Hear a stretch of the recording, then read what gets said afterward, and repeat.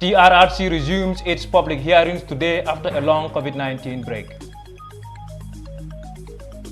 Gambia Teachers Union raises concerns about the safety of teachers as schools resume amid COVID-19. Gambia registers no new COVID-19 deaths on Monday. These and more interesting stories will be featured in today's GAM24. Stay tuned.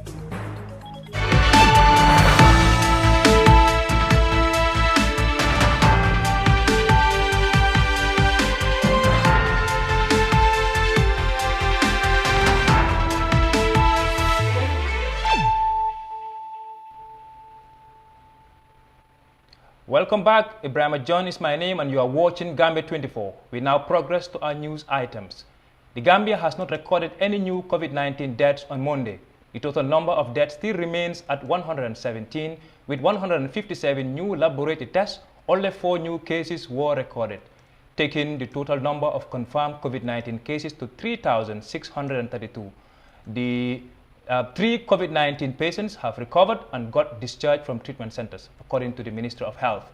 The country currently has 12 people in quarantine, 972 active cases, and a crude fatality ratio of 3.2%.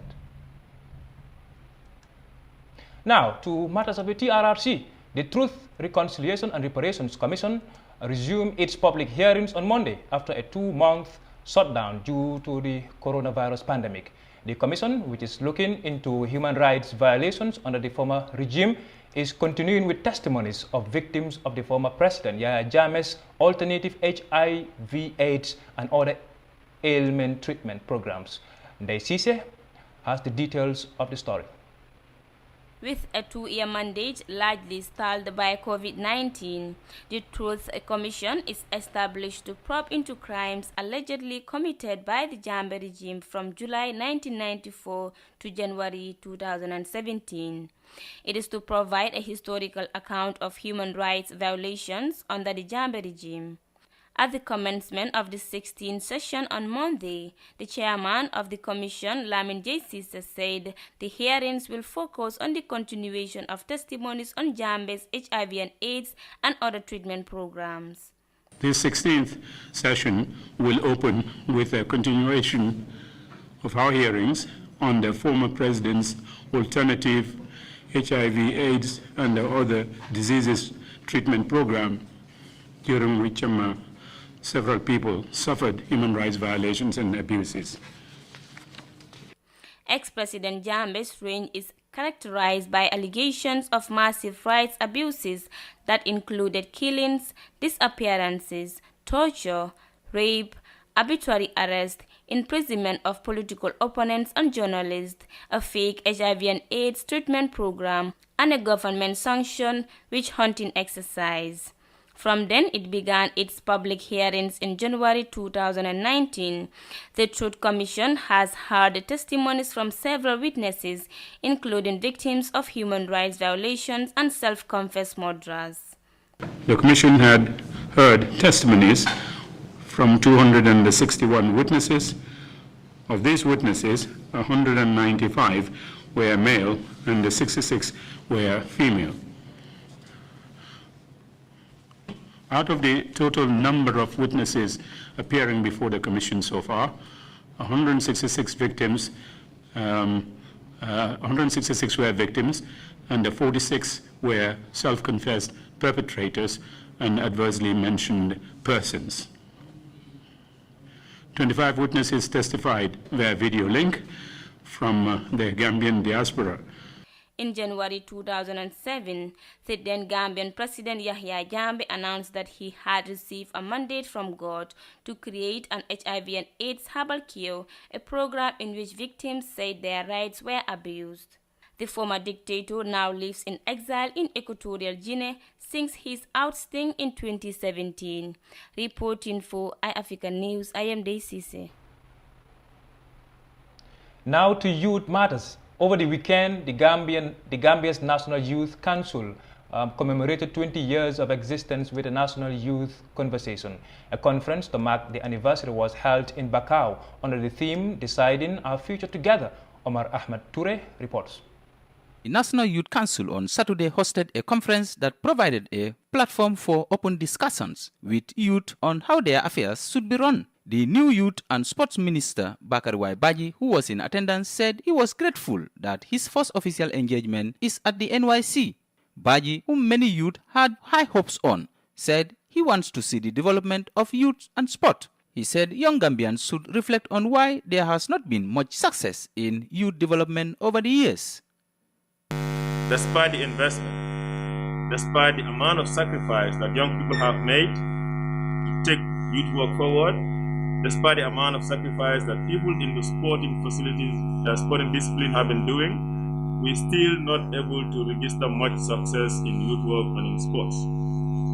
We should sit back and ask ourselves questions as to what is responsible for that, and what can we all do together to be able to change the situation and make it better.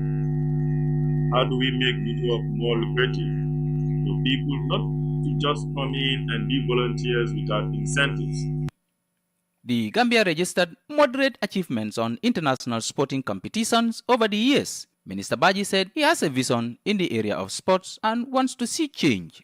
Why are we still not able to qualify to participate at the international level? Is there something wrong with our players? Is there something wrong with our structures? Is there something wrong with the amount of investment that we're making in sports? If that is the answer, if the answer is gotten, what else can we do? This is the kind of vision that I have, and that is the way that I want to work with all of you. Baji also said he wants all youth to embrace his ministry in order to set differences aside and focus on the way forward on youth development. But as long as I remain Minister of Youth and Sports of this country, we are ready to move on. If you're part of us, join us, let's move forward. If you want to remain who you are and be an obstacle to the development of young people in this country, then maybe you should be ready for something different. But the minister that I lead is supposed to be a minister that is learn from the past and use the good things from the past and make it work for all of us.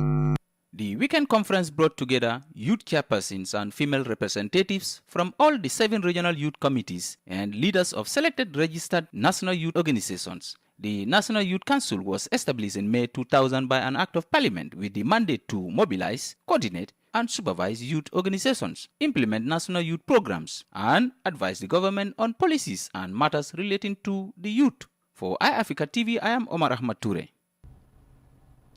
Well, that story by Omar Ahmad Toure will take us to our first commercial break. We will be right back.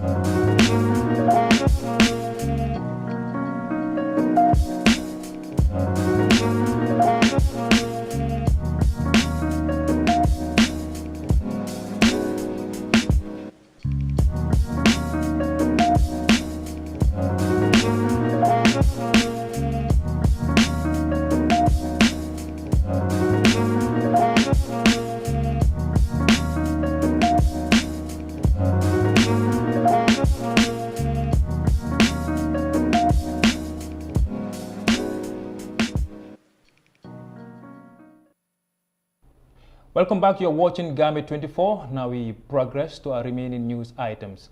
Ahead of the reopening of basic and secondary schools on the 14th and 28th October, the Gambia Teachers Union said it is worried about the safety of teachers. The union has called on education authorities to provide adequate protective materials. Ibrahim Kebi Sonko tells us more.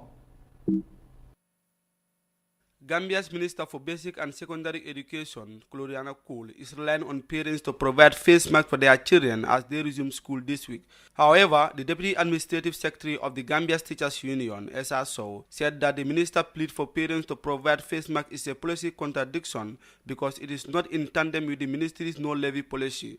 So also told iAfrica TV that if the ministry failed to provide personal protective equipment for teachers, they will take necessary actions. First and foremost, that statement was a policy contradiction, because if you look at the guiding principles of the school improvement grant, fundamentally there should be no levy. Directly what the minister is saying is that parents would have to provide masks, and then if the wearing of masks are mandatory, in the event that a child doesn't have one, then we are into crisis. Coming back to what are we going to do, we are assessing, and to be honest with you, if there are no PPEs to protect our teachers and the students, we will advise them as to what should be done. The Ministry of Basic and Secondary Education said that the school's days will be stretched from Mondays to Saturdays to cover some contact hours lost due to the coronavirus pandemic. However, Mr. Sow said Gambia Teachers Union will ask for an allowance if teachers are going to do any service beyond their mandates. Schools should be open and operating from Monday to Saturday. But this does not necessarily mean teachers might be working for 45 or 50 hours. No. You might have instances where some cohorts would come only 3 days in the week, or you might have where never necessary to have 2 or 3 shifts. For example, 8 to 12, 12 to 2, 2 to 4. Where you might have teachers working 6 days but only operating for 3 hours a day. So apparently, unless and until we resume, we wouldn't know. But what the union is doing is that we are developing a monitoring template to assess that, to see whether teachers have been overstretched or not. And I said in my previous interviews, wherever the services of teachers are so required, or ordinarily beyond what they were supposed to, will ask for a compensation.